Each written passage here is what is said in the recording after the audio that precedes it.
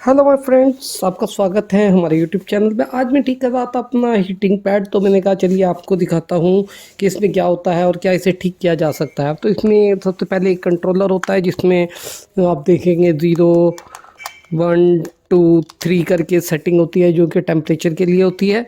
तो इसे मैंने खोल लिया है। इसे खोलने के बाद अंदर कुछ इस तरह का सर्किट दिखाई देता है। इसे हम बाद में खोलेंगे।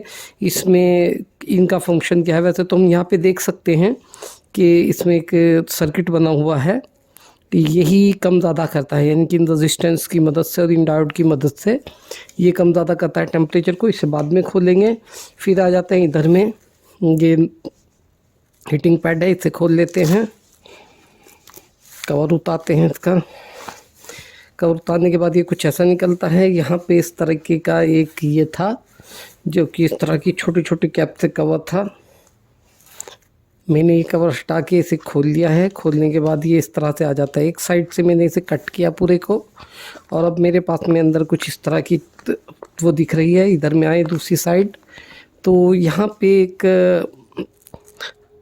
थर्मोस्टेट है जो कि टेम्परेचर को कंट्रोल करता है। अंदर में पूरा एलिमेंट है।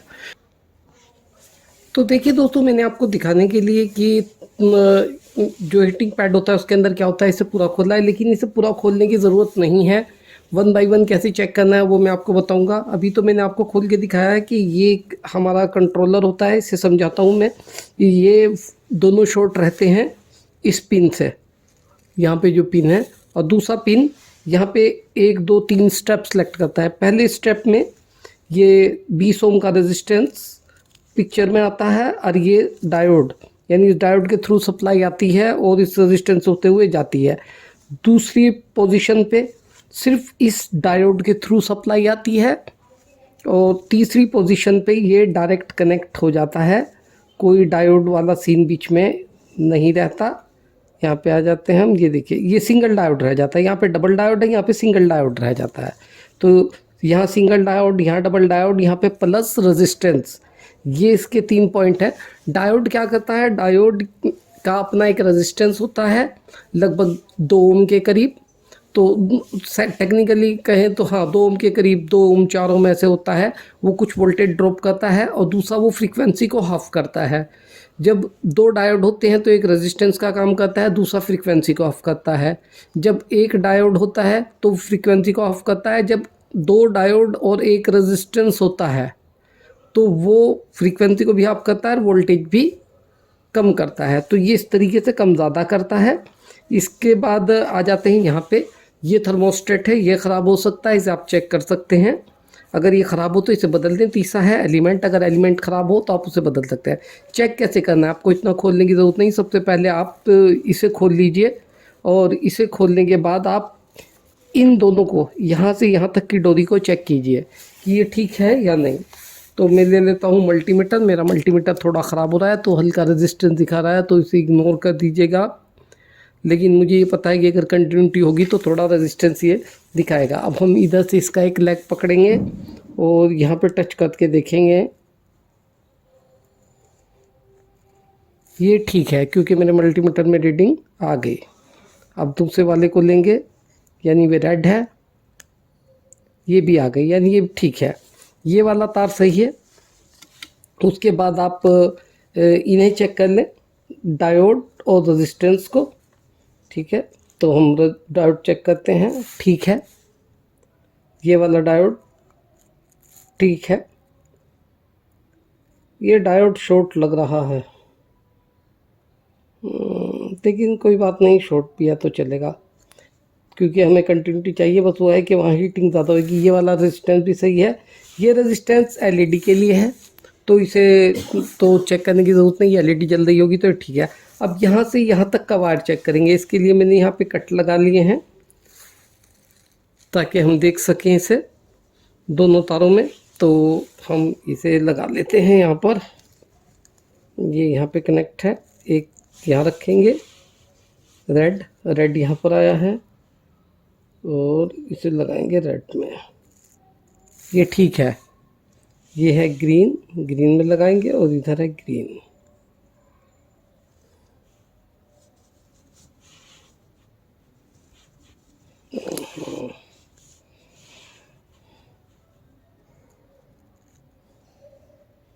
ग्रीन नहीं आ रहा है, इसका मतलब है कि हमारा ये ग्रीन वायर जो है वो ओपन हो गया है। इसे चेंज नहीं, ये भी आ गया है, ये भी ठीक है, यानी प्रॉपर नहीं लगा होगा। तो वायर दोनों सही है। अब हम देखते हैं क्या एलिमेंट में इशू है। एलिमेंट के लिए हम थर्मोकोपल को देख लेते हैं पहले। थर्मोकोपल ठीक है या नहीं। थर्मोकोपल भी ठीक है। थर्मोकोपल से आगे लगाते हैं और इधर लगाते हैं दूसरे एंड पर।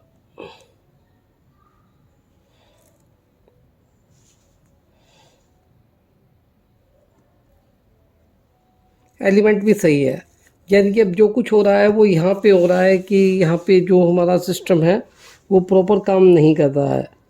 इसे हमें देखना होगा कि इससे प्रॉपर सप्लाई आउटपुट क्यों नहीं निकल रहा है। इसको जोड़ते हैं और चेक करते हैं।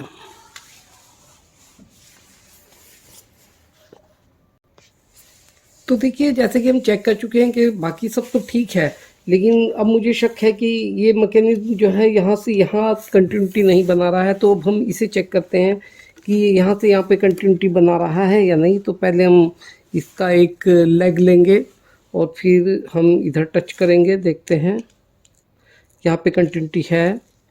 दूसरे को लेते हैं, यहाँ कंटिन्यूटी नहीं आ रही है किसी वजह से, जो कि एक समस्या है। यानी कि यहाँ पे कंटिन्यूटी नहीं आ रही हमारी। ओके, तो इसे हमें समझना होगा कि यहाँ कंटिन्यूटी क्यों नहीं आ रही। फाइन, यहाँ पे कंटिन्यूटी नहीं है, जबकि यहाँ आना चाहिए। जब तक दोनों जगह कंटिन्यूटी नहीं आएगी, जैसे हम यहाँ लगाएं तो कंटिन्यूटी नहीं है, तो यहाँ पे समस्या है कि कंटिन्यूटी नहीं है। इसे निकालते हैं और समझते हैं कि समस्या क्या है। इसे दोबारा खोलेंगे।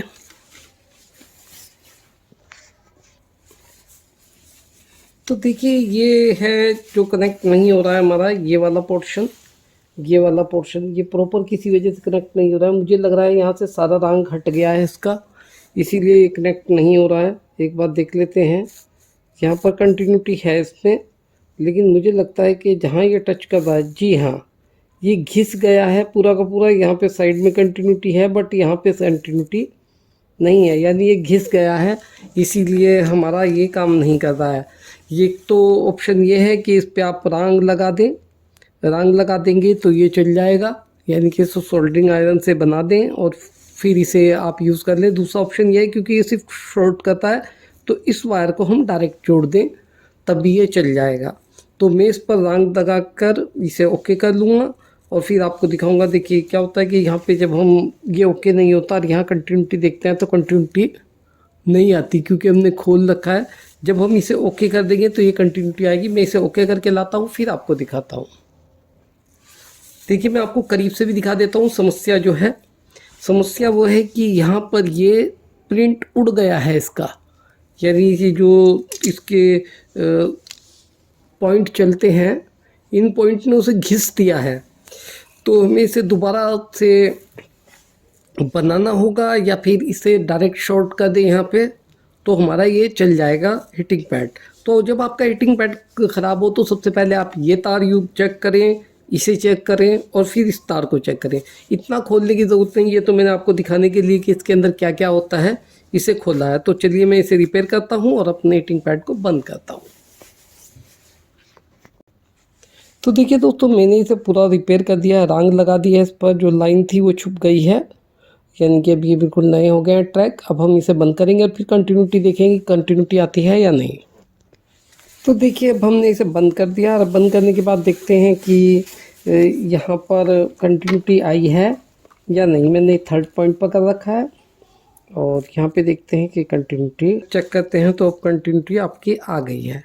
अब हम इसे ट्राई करेंगे और आपको बताएंगे कि गर्म होता है नहीं। जहाँ से हमने ये कट वगैरह किया था, इसे आप मेडिकेटेड टेप से चिपका सकते हैं। अंदर में जहाँ पे कट किया था तो हमने वहाँ पे हीट श्रिंक स्लीव लगा दीजिए और इसे वापस पैक में रख के आप चला लीजिए। मैं इसे ट्राई करके बताता हूँ आपको कि गर्म हुआ या नहीं। अगर ये एलईडी जल रही है आपकी, तो इसका मतलब ये डोरी तो सही है आपकी बीच की, दिक्कत आगे में है। अगर ये एलईडी ही नहीं जल रही तो आप उस डोरी को चेक करेंगे। वो ठीक होगी तो इस सर्किट को चेक करेंगे, देन आप आगे जाएंगे, सीधा आप आगे नहीं जाएंगे, क्योंकि मैं तो आपको पूरा दिखाना था कि इसके अंदर क्या होता है। बढ़िया हीटिंग हो रही है, तो इस तरीके से आप इसे ठीक कर सकते हैं। उम्मीद करता हूँ आपको सब कुछ समझ में आ गया होगा कि एक हीटिंग पैड में क्या क्या होता है और इसे कैसे ठीक कर सकते हैं। मेरा वीडियो देखने के लिए शुक्रिया। मैं आपके लिए और वीडियो लेकर आता रहूँगा। धन्यवाद।